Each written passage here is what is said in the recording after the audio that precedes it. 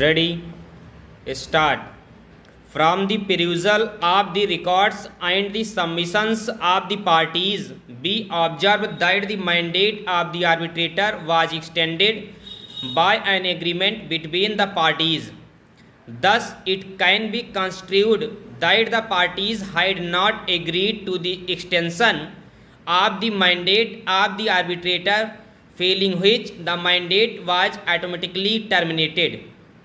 However, the contention of the appellant that the High Court had erred in not allowing the appellant to decide upon the appointment of an arbitrator pursuant to subsection 2 of section 15 of the Act must be accepted.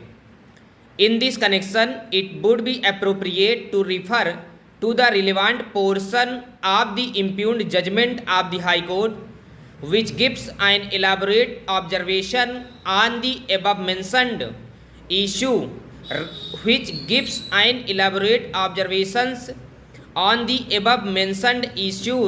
raised by the appellant. Arbitration is an informal, quick and easy alternative mode of adjudication of disputes by agreement of the parties. This court clause was invoked way back in May 1996 and almost 10 years have expired since then. The appointment of successive arbitrator by the chairman cum managing director of the respondent has only resulted in delay. When the mandate of an arbitrator is terminated on the ground of delay, the rules applicable to the appointment of the arbitrator are to apply to the appointment of a new arbitrator.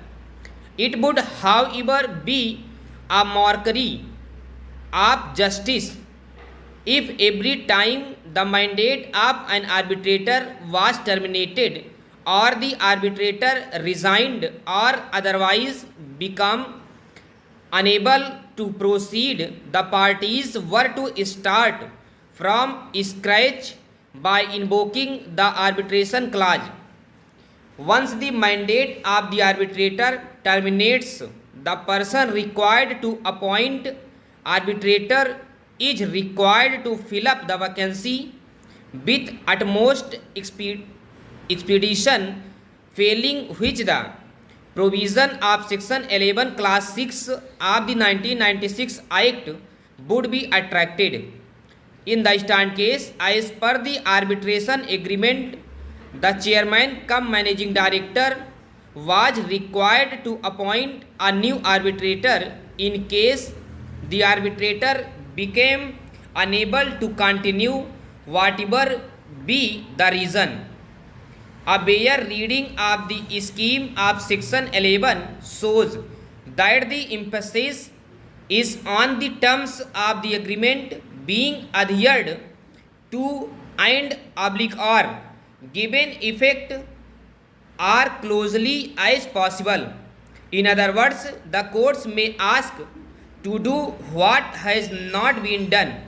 The court must first ensure that the remedies provided for an exhausted. It is not mandatory for the Chief Justice to appoint the arbitrator.